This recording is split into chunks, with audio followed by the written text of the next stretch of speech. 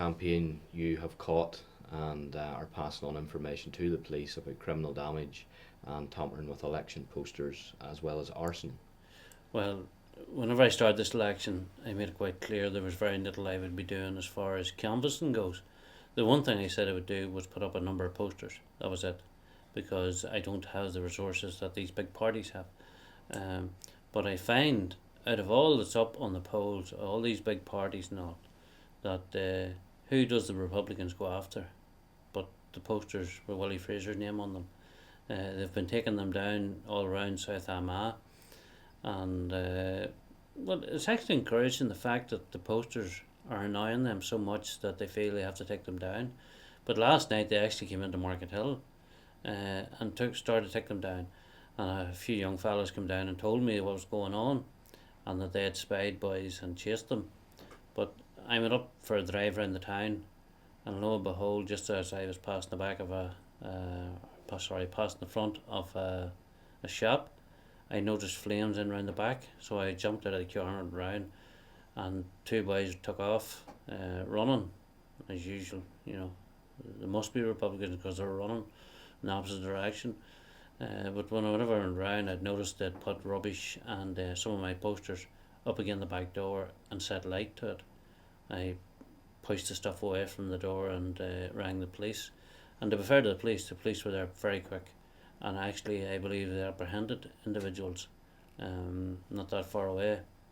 And I believe the police are looking into the whole situation at the minute. But this shows you how sick these people are. Like, all the posters, all the money's been spent on this campaign, and what annoys the IRA or Republican sympathisers the most? A photograph of Willie Fraser calling for justice. Well, they better get used to it, because there's going to be a lot more messages going out calling for justice. And their phone calls with intimidation and the threats and all that there has increased during this election period. But my answer to them is they can keep making all the calls they want, for it's them that's paying their phone bills, not me, and it doesn't concern me one bit. Like last night, whenever they were cornered, they run like the rats they were. Well, there appears to be quite a lot of interest around the way you're fighting your campaign, largely online. It is indeed the first Westminster election candidate to have taken the internet and used it almost exclusively for campaigning. How's that going? How's feedback? Well, it's actually been quite good and surprising, the amount of people, not only locally but nationally and internationally. We've been asked to do a number of interviews.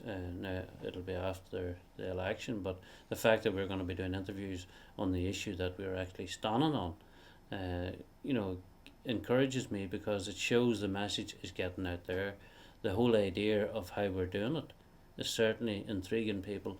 The internet is the way forward. There's no doubt about it. If you had the resources and the time to put into the internet, because we have achieved a lot with very little resources. The feedback we've got has been brilliant through the internet. Of course, you get the few insults and the foul language from our Republican friends. Putting that to the side, most of it, matter of fact, 99% of it, has been positive.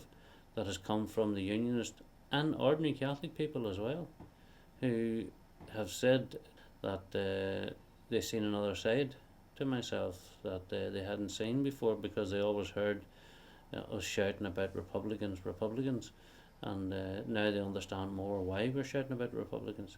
And that's even Americans now coming on, asking questions about what we're saying.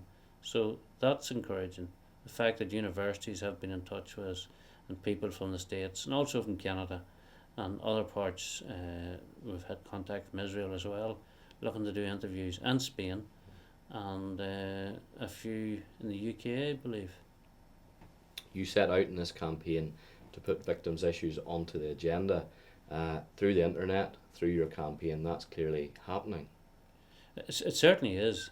Now, people will say, well, you only get so many votes or whatever. I don't know what votes I'll get, but the one thing I do know is that then people will understand exactly what they're voting for. Big problem in the unionist community is there needs to be a lot of education, because for years we've been fed this line that you must support one party or the other, or you're going to let a Sinn Féiner in. Now people need to be learned that it was our political parties that actually let Sinn Féin in the first place. So when we vote for our parties, we vote for Sinn Féin in government. It's going to take time to educate people to that fact. When they do realise it, they're certainly very unhappy. And the ones who do realise it will never be voting for any of the parties again. That's the message I'm getting from them.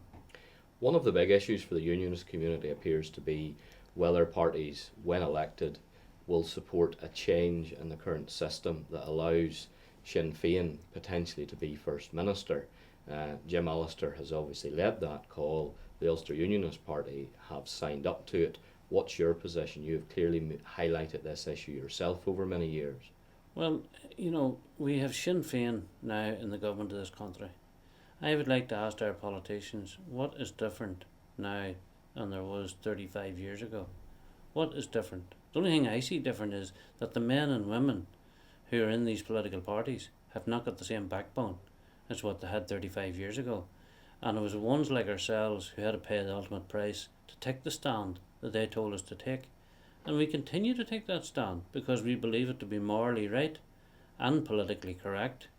The stand that we see taken now, we believe to be morally wrong, so therefore it cannot be politically correct. And unfortunately, our politicians say we have no other choice. I wonder what the people felt like when they were going into battle in the Somme and other conflicts out through the centuries. Did they have a choice?